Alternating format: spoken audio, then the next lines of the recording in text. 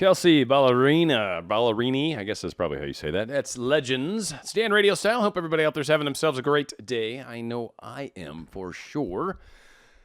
How to remove unwanted experiences. I have been getting so many comments, so many emails, so many places where people are wanting to get rid of unwanted things in their life and are going about it completely backwards. And I mean no disrespect to anybody at all out there, but I've seen it so many times that this definitely is a show topic for sure. Trying to get rid of something is super important. Many of us are going to run across these situations in our lives numerous times. Maybe someone's behaving a certain way. We want to see that go away. Maybe we're behaving a certain way. We'd like to see that go away. Maybe there's some experience that we keep having, and we'd like to see that experience stop. This will work for that, but it's not necessarily a technique as much as it is understanding how this works.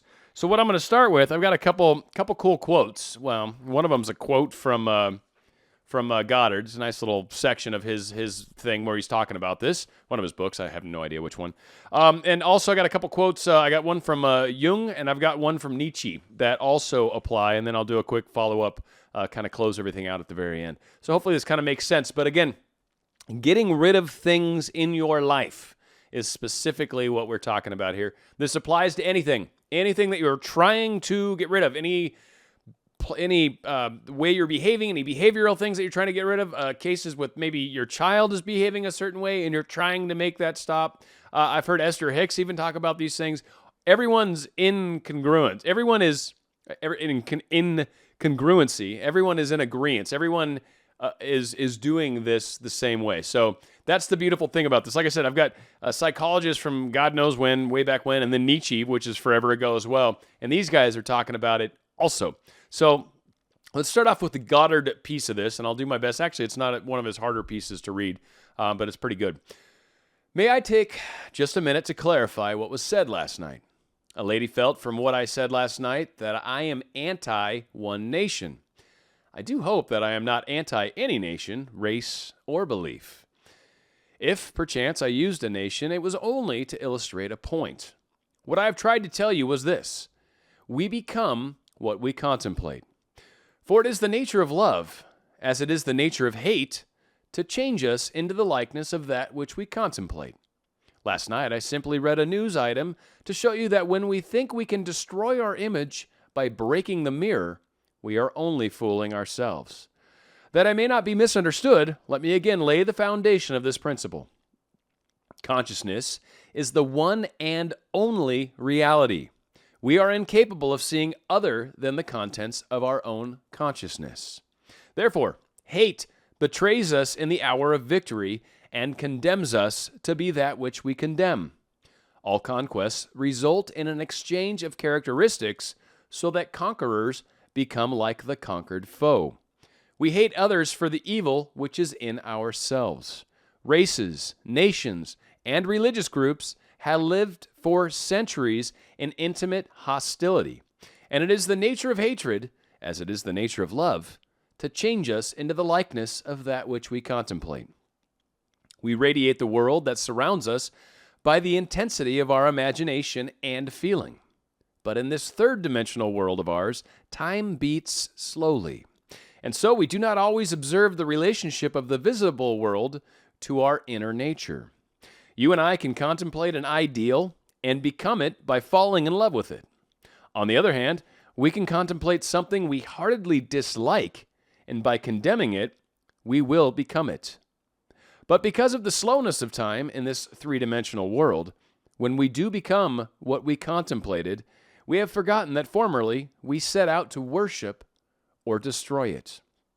I will get in and talk about this. For those of you that maybe just already aren't aha-ing with me, we're going to cover Jung real quick. What you resist persists. This was Carl Jung's phrase, which has become quite a spiritual catchphrase, if you will, nowadays. But what Jung was talking about in his research into what he called the shadow, he found that patients who resisted aspects of themselves would have those aspects persist or actually enlarge. This would draw much energy into the cycle of resistance, or the problem, and with more resistance came more problems. The constant resistance to aspects of self could fracture the psyche.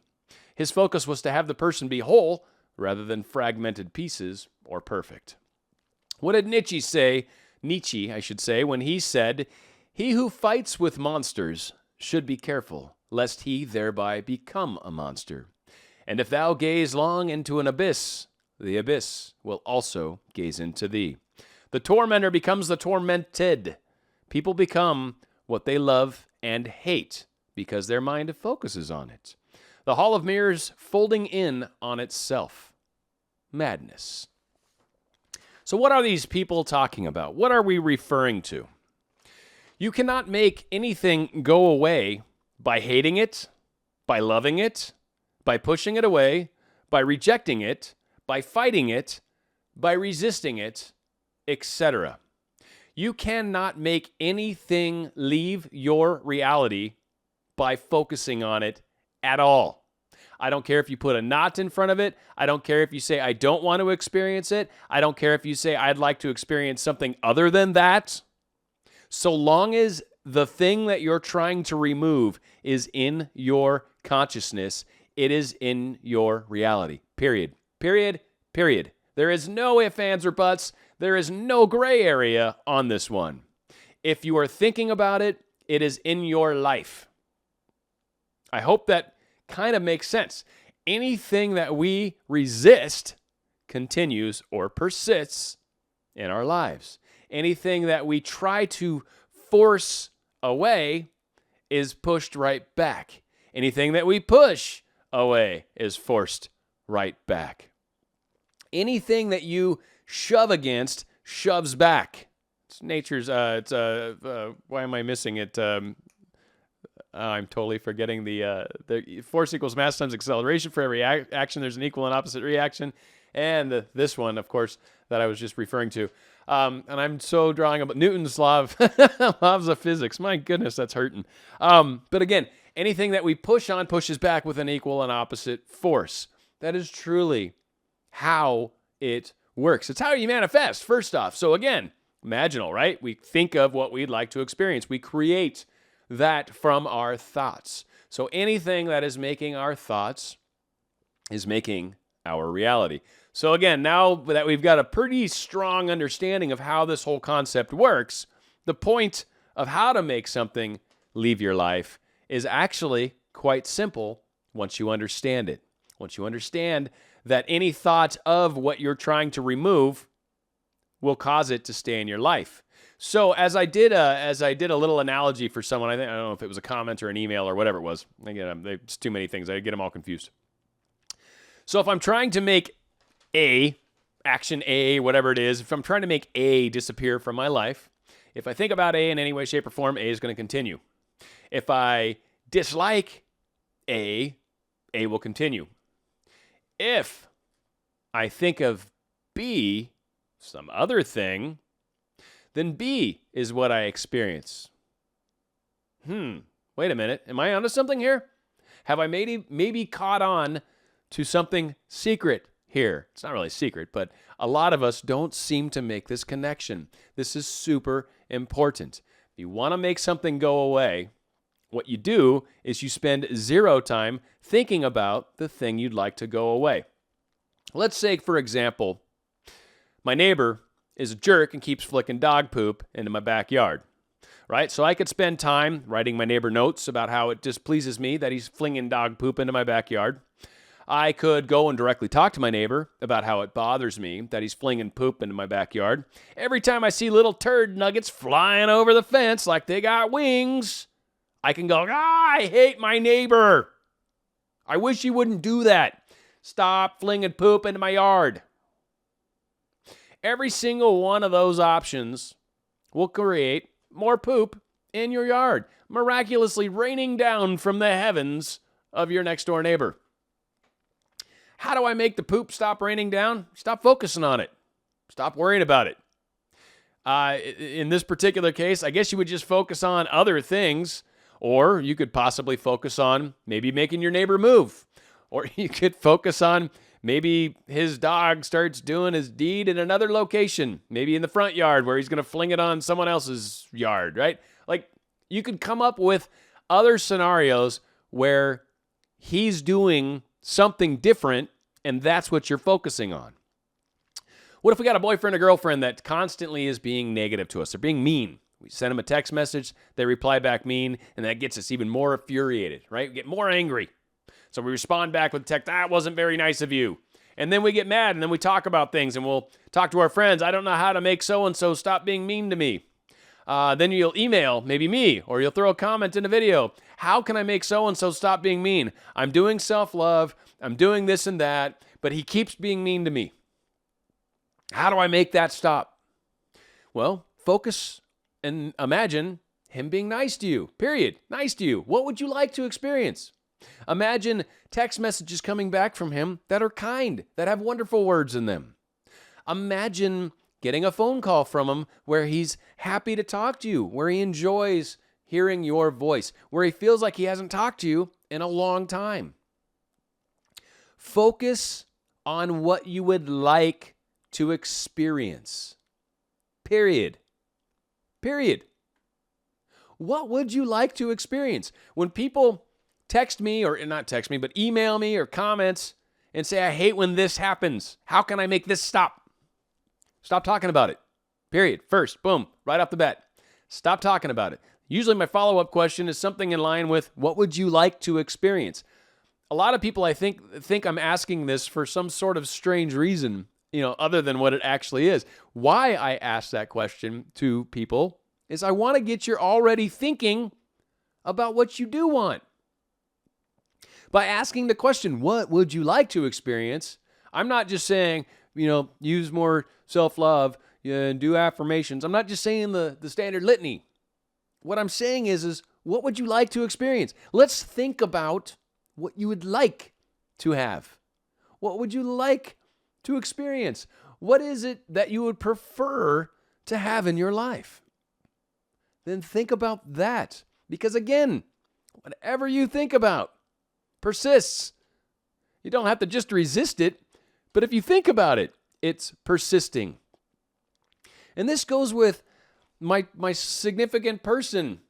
That's why I keep talking about the sponsoring thought. My significant person and I are not together quick enough. What do I need to do to get us together quicker? Stop noticing that it's not happening. Stop trying to make it happen faster. If you're trying to make it happen faster, it's because it's not happening fast enough. You're resisting the pace at which it's happening, so you're inviting more of that pace. You cannot make something go away by talking about it. Doesn't matter how you talk about it. You can be as mad about it as you like. You can like it as much as you want. You can be right in the middle and have no opinion about it whatsoever, but you're still talking about it. It's not going anywhere. What do you want to experience? That's it. It's truly that simple. And this is actually not difficult. It's an issue of understanding it and then watching how many times you catch yourself going, oh yeah, I am totally saying more of that. I keep bringing up the thing that's bothering me. I keep talking about it. I keep mentioning it. It will never leave your life under those circumstances. As soon as you stop thinking about it, it starts to disappear. And someone asked me one time, well, what if some person's remembering some horrible thing in the past? Maybe we hurt somebody and we're really hoping they forget it. How can I make them forget it? That was the question, right? I don't know if they were like, rah, rah, right? But that's how I envision it. It's like, how can I make this happen? You can't by trying to make them forget it. There's nothing you can do to make a person forget something. There's nothing you can do. You can do the rubbing out technique even, all you want. But if you're doing it to make them forget it, you're still focused on them remembering it. You will never make it go away. How do I make it go away? I stop thinking about it. I stop thinking about it at all. I don't care if that's something that's maybe in your mind right now. I'm not going to think about it anymore. And I'm going to continue to imagine a world where you and I get together great. So whatever it was that apparently upset you eons ago, if I'm imagining you and I getting along great, then we must have gotten past that somehow. I'm not defining how. I'm not even asking how. I don't even care how. What I would like is to have a healthy, happy relationship with you. So that's what I'm going to think about. I'm not going to think about how I can make you forget how I did something bad to you. I can't. How can I remove something from my life? By no longer thinking about it. How can I no longer think about something? By thinking about what you would like to experience. Because if what you would like to experience is something other than what you have been experiencing, by focusing on that and saying, this is what I'm going to have more of, this is what I'm going to create more of in my life, this is what I desire to have in my life, and do affirmations and imagination stuff with that, pretty soon you don't notice this other thing because it's not there anymore. And in the case of this person that is remembering your hurt, well, they're going to start liking you. They're going to start dealing with whatever is internally going on inside their world. They're going to deal with, and they're going to come to terms with it, and now they like you. So once they like you, everything's groovy. It doesn't matter what happened in the past. The past can be changed. The past, well, you can't change the past, but you can move past the past. The past doesn't need to be a showstopper. In fact, for many of us, the past is where our mistakes are. It's where we learn things, where we don't plan on repeating certain behaviors, right? So let's focus on what we'd like to experience. That's the key on how you make things disappear. Focus on where you would like to go. You know, standard thing, and I'm just going to be the last thing I say on it, but it's kind of funny. For anyone that's ever seen car racing, right? NASCAR for people in the United States, the southern United States for sure. Got a couple friends out in Oklahoma and whatnot. I'm sure you've seen a NASCAR race or two. One of the tricks they teach you in race car driving is if there's a crash in front of you, if there's an accident on the road, what do you do? What you do is you look for the hole and you punch it. Literally, where do you want to go? And you punch it. For everybody that ever looks at the cars that are spinning, that's what they hit. Truly. What you focus on when you're driving is what you're going to run into. So what you do is you focus where you'd like to go, which is, in the case of a race car, and they've got cars spinning out in front of you, you find the hole and you punch it, and that's where you go. And literally, that's what they do. They punch it and just push right through and pray that they get through unscathed. But you choose where you would like to go, not where you don't want to go. I hope this makes sense. I pray, because this is like a life changer for anyone that can start to make use of this that isn't currently. This is a life changer. This will set your life into a totally new direction because you finally figured out how to make things change and how to make things better. Very powerful. Going out with another song that was basically requested. The first song was requested by a listener, viewer, whatever. I always want to say user because it's like my computer job pops in my head as a user. Anyway, we're going out with a great Rascal Flatts song. Pretty sure I've played this one before, but it's an awesome song. It's called Bless the Broken Road. Stand radio style. Others who broke my heart, they were like northern stars, pointing me on my way into your loving arms. This much I know is true, that God bless the broken